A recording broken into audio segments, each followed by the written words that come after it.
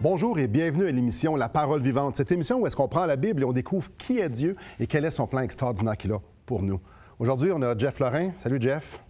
Grand plaisir de pouvoir partager le studio avec toi.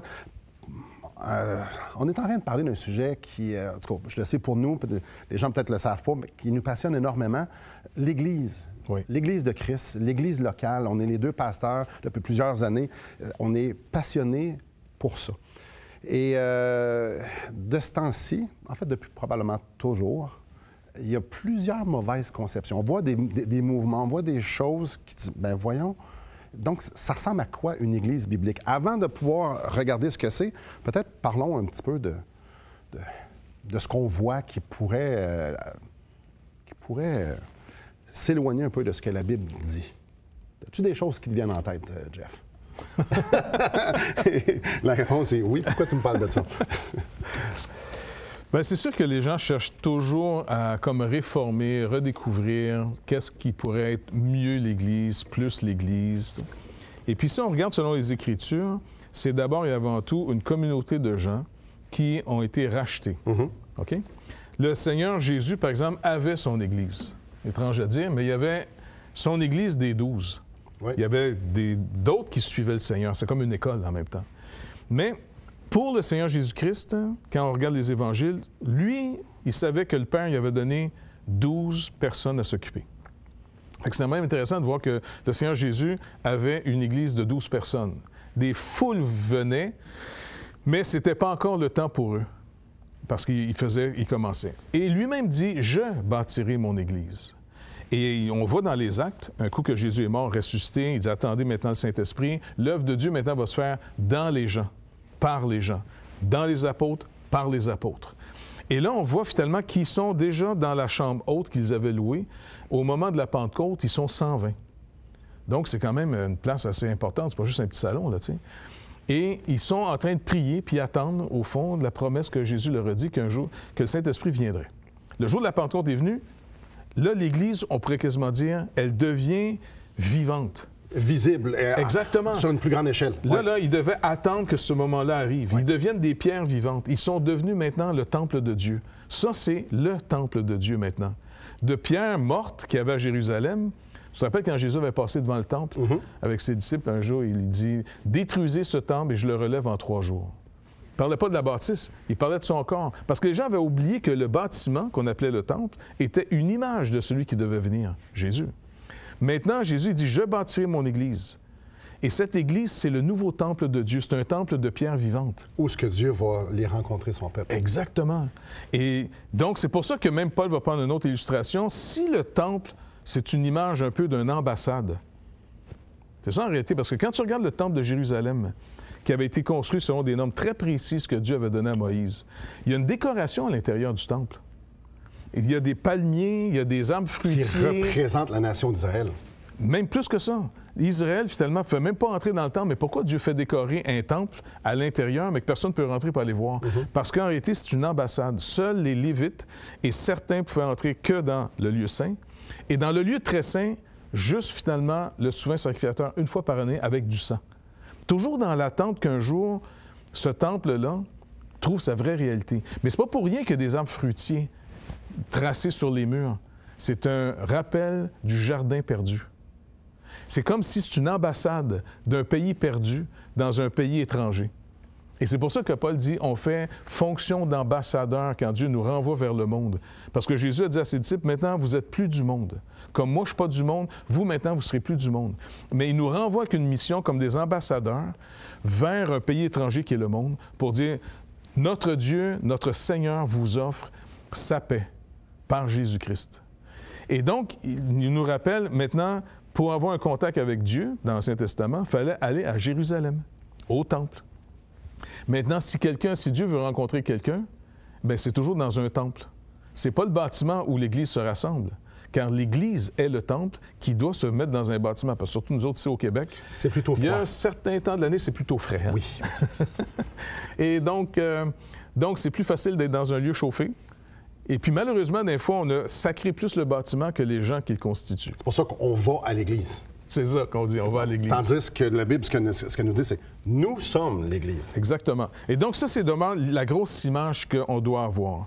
Nous sommes, chaque chrétien, Jésus-Christ étant la pierre rejetée des hommes, rejetée par le monde, c'était la pierre vivante, la pierre de l'angle, qui fait que tout l'édifice est fixé par rapport à cette pierre. Et Pierre nous rappelle, « Et vous, vous êtes des pierres vivantes assemblées par le Saint-Esprit pour être un lieu, une habitation de Dieu en esprit. » Donc, ça a l'air étrange de dire, mais puisqu'il nous a rachetés, sa promesse, c'est que nous sommes maintenant ambassadeurs. Et quand quelqu'un nous approche, il approche le temple de Dieu. Quand tu approches des chrétiens, tu approches le temple de Dieu.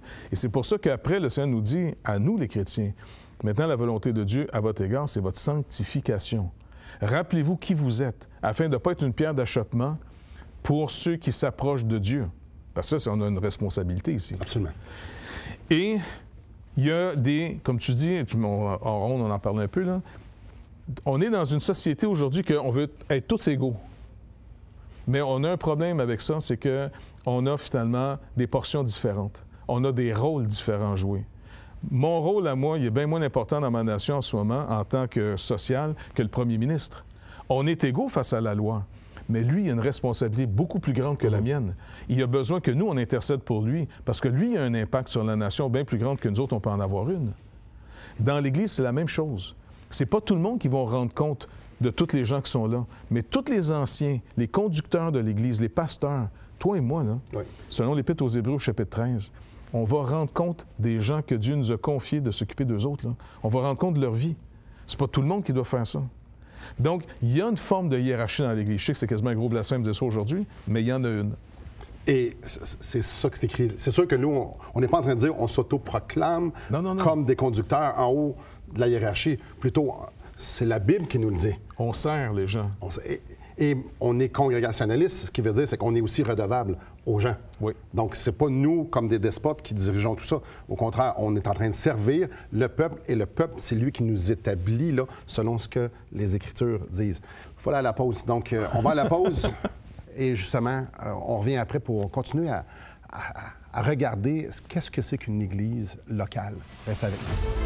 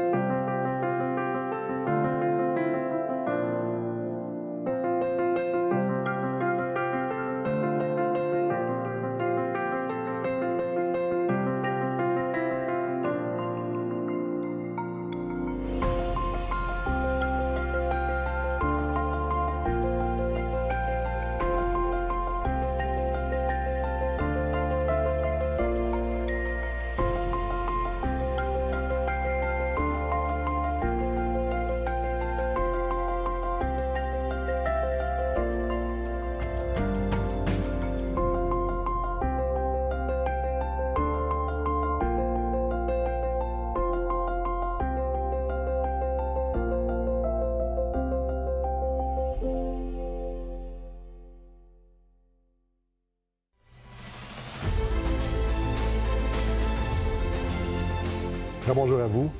Jeff, je nous amène dans un monde qui n'existe pas. Imaginons une île où est-ce que, mettons qu'il y a 1000 personnes qui sont là, et puis d'une façon quelconque, ils reçoivent la parole de Dieu. Donc, il y a un avion qui lâche des bibles, peu importe. Les 1000 se convertissent. Si on y retourne 20 ans après, donc, eux ne se sont pas fait rien enseigner. Il n'y a personne, il y a pas. C'est seulement qu'avec les Écritures, qu'est-ce qu'on devrait voir selon ce que la Bible enseigne? Quelles caractéristiques vont avoir leur vie religieuse corporative, mettons? Bien, en étudiant les Écritures, ils vont découvrir d'abord que leur Seigneur, puisque tu me dis que dans le scénario, ils se sont tous tournés vers Christ pour être sauvés. Absolument. OK?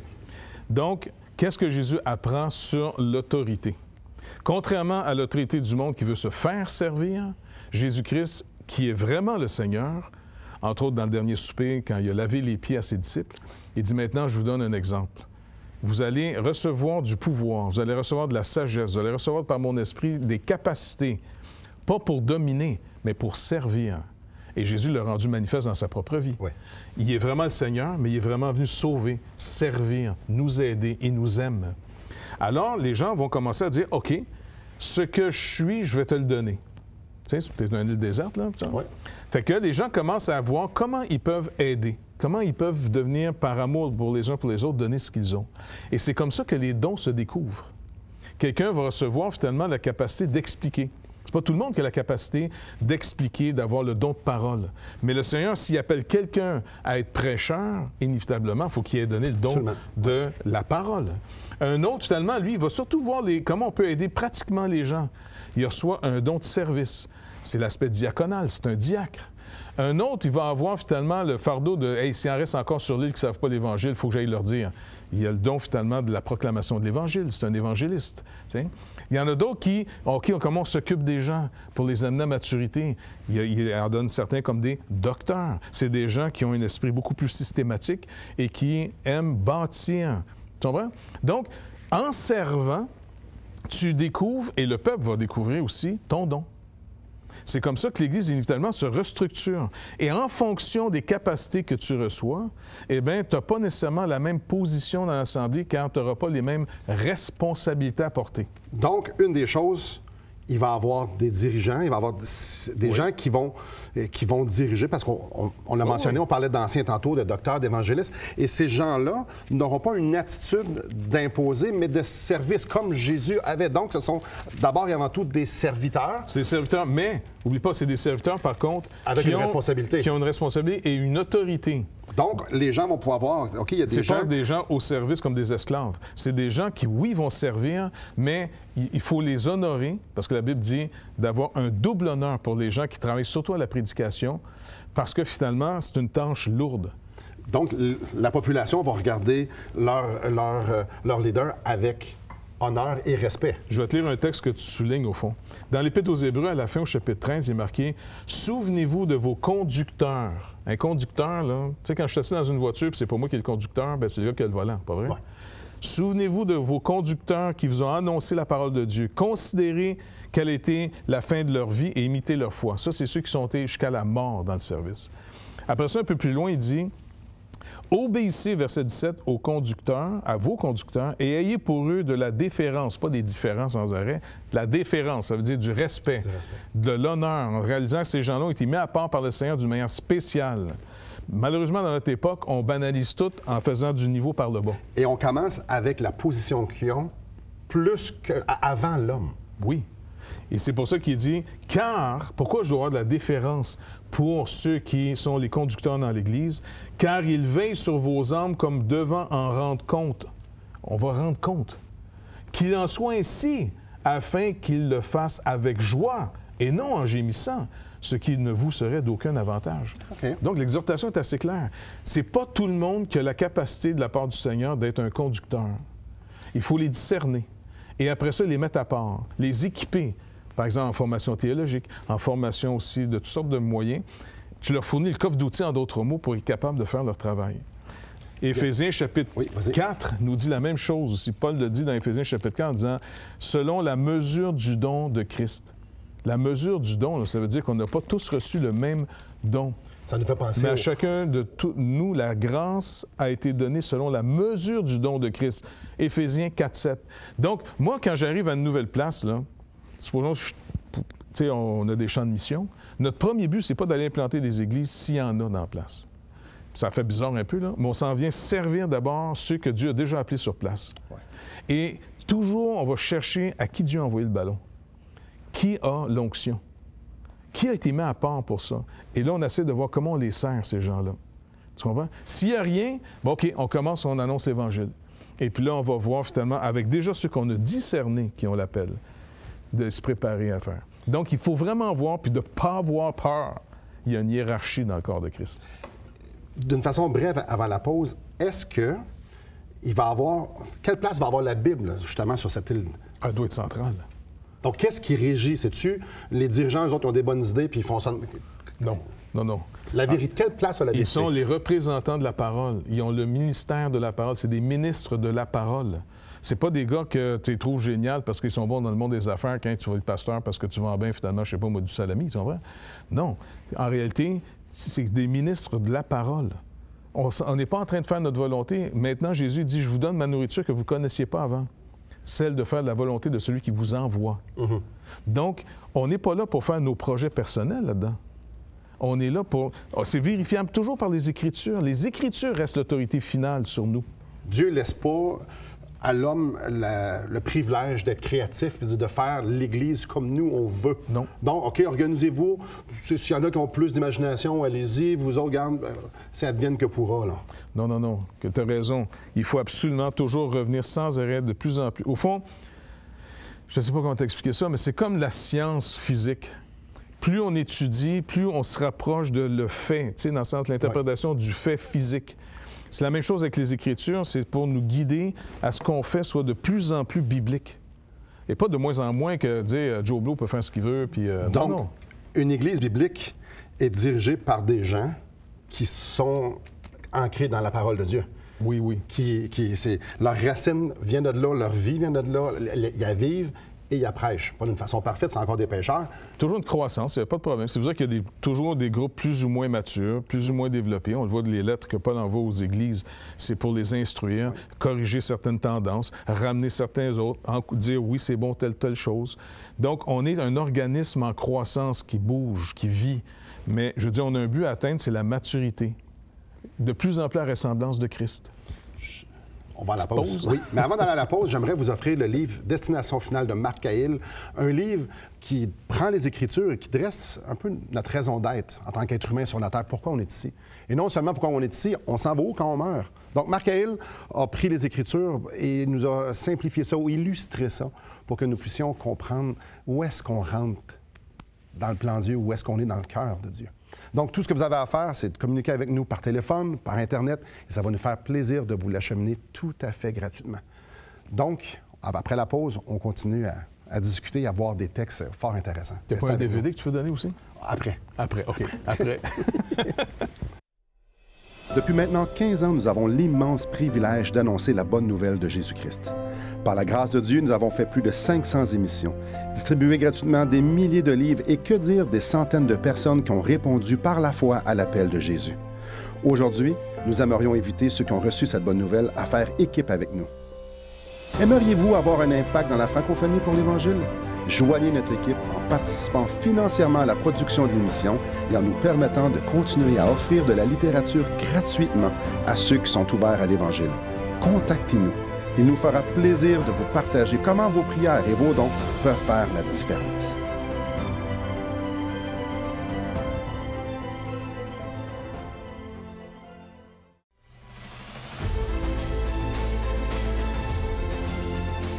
Bonjour à vous. Donc, on est en train d'examiner à quoi ressemble une église locale biblique. Mm-hmm. Et une des choses que je trouve fascinante, c'est alors que les premiers apôtres, les premiers chrétiens évangélisaient, souvent c'était les Juifs. Oui. Ils allaient vers les Juifs, ils allaient dans le temple et tout ça.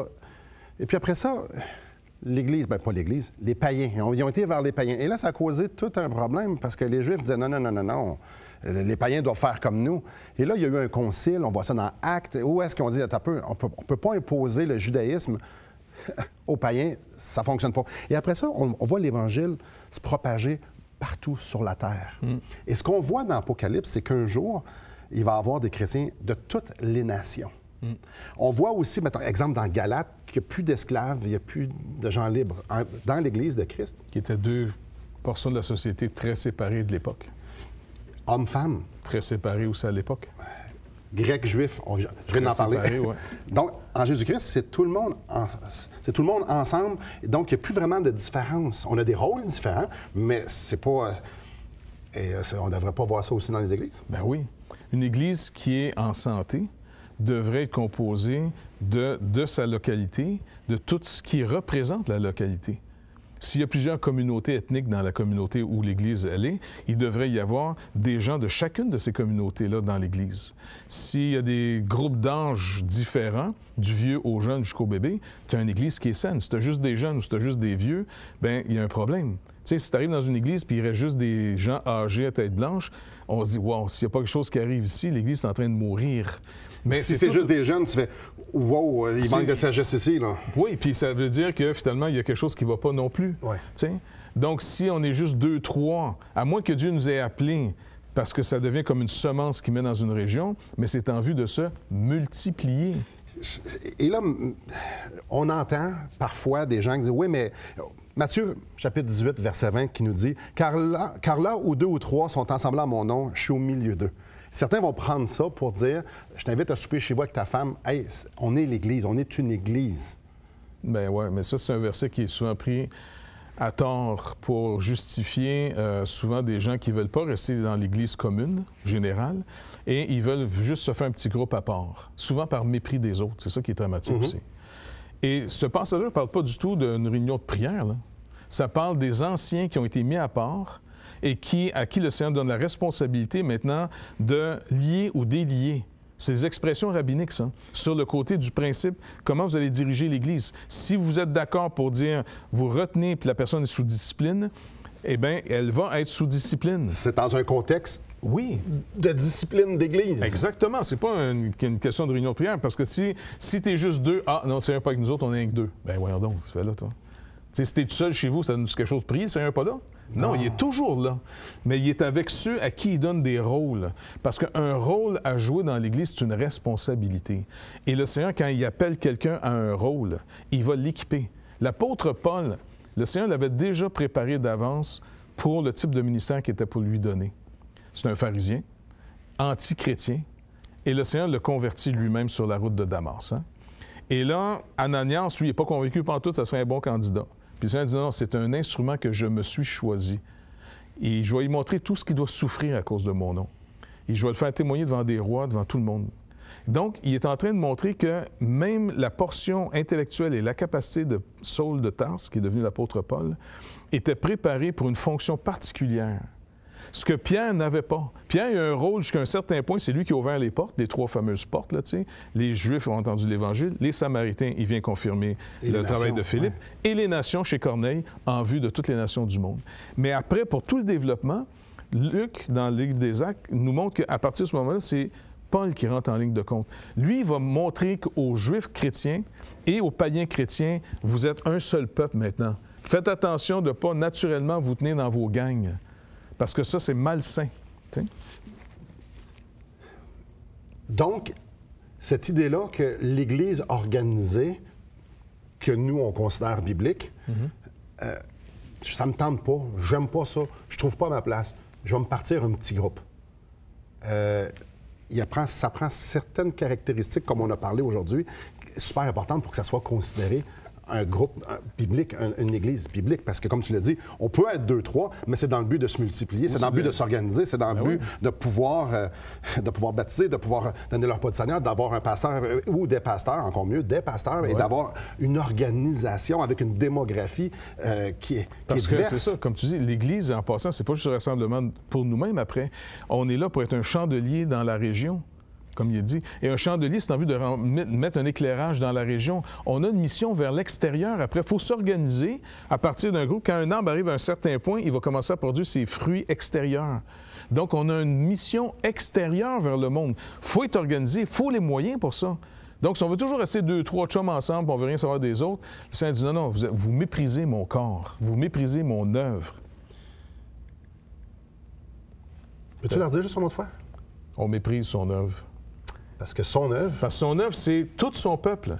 Et puis, finalement, il y a toute une hiérarchie puis un ordre à établir dans tout ça parce qu'on est un organisme, on devient son corps. Certains sont des jambes, d'autres sont des bras, d'autres sont des yeux, d'autres sont les oreilles. Et tout ça pour coordonner, finalement, qu'ensemble, on marche comme un seul homme dans la volonté de celui qui nous a sauvés et qui nous a appelés. On n'est pas là pour nous autres. Un coup sauvé, là, si on est ici, là, on est là pour les autres. Regarde juste les émissions qu'on fait, là. Tout le team, les caméramans women, Bien, toute notre gang qu'on est ici, les gars de la régie, ainsi de suite, là, on est là, on donne notre temps, on donne notre argent, on donne tout pour qu'on sorte le message vers l'extérieur. C'est notre mission. Tu comprends? Et c'est ça, l'Église. Juste avant d'aller à la pause, j'aimerais vous donner le film de Jésus selon l'Évangile de Jean. Encore une fois, tout ce que vous avez à faire, communiquez avec nous, on vous l'envoie tout à fait gratuitement. L'Église de Christ, des chrétiens ensemble, sous le regard et sous la direction de notre grand roi, Jésus-Christ. Restez avec nous.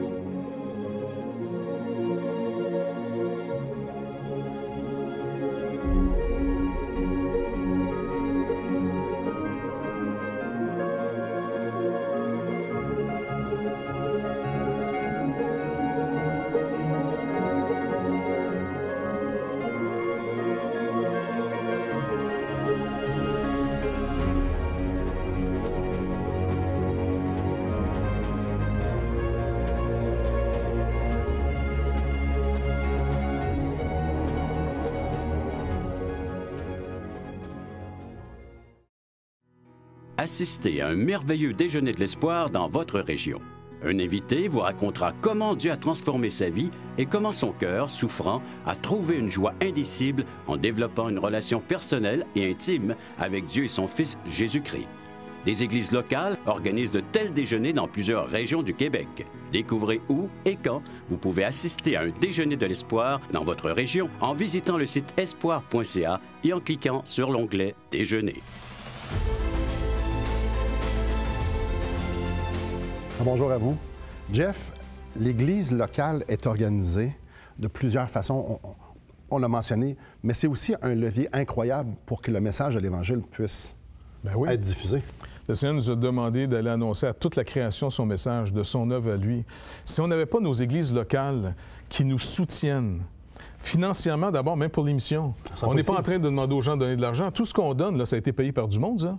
Les frais postaux, il faut que ça soit payé. Nous autres, on donne notre temps ici parce que nos églises nous supportent. Bon, bien, finalement, tout ça, c'est parce qu'on est plusieurs ensemble qui sortent le message. Tout seul, on serait incapable de faire ça. Tout seul, on parler à mon voisin, ça s'arrête là. Tu comprends? Mais ensemble, ça nous permet, juste à titre d'exemple, de parler à des centaines de milliers de personnes qui nous écoutent.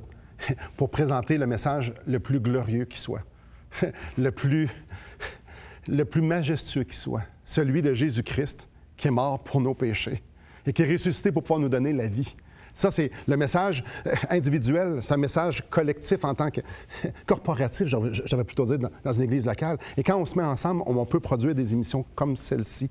On peut avoir des écoles qui forment les pasteurs. On peut avoir des moyens de pouvoir voir l'œuvre de Dieu grandir. Au fil de l'histoire de l'Église, ce sont des hommes et des femmes qui se sont mis ensemble pour investir dans le royaume de Dieu qui a permis de pouvoir avoir ce qu'on a aujourd'hui. Ouais. Merci beaucoup, Jeff. Merci beaucoup à vous et que le Seigneur vous bénisse.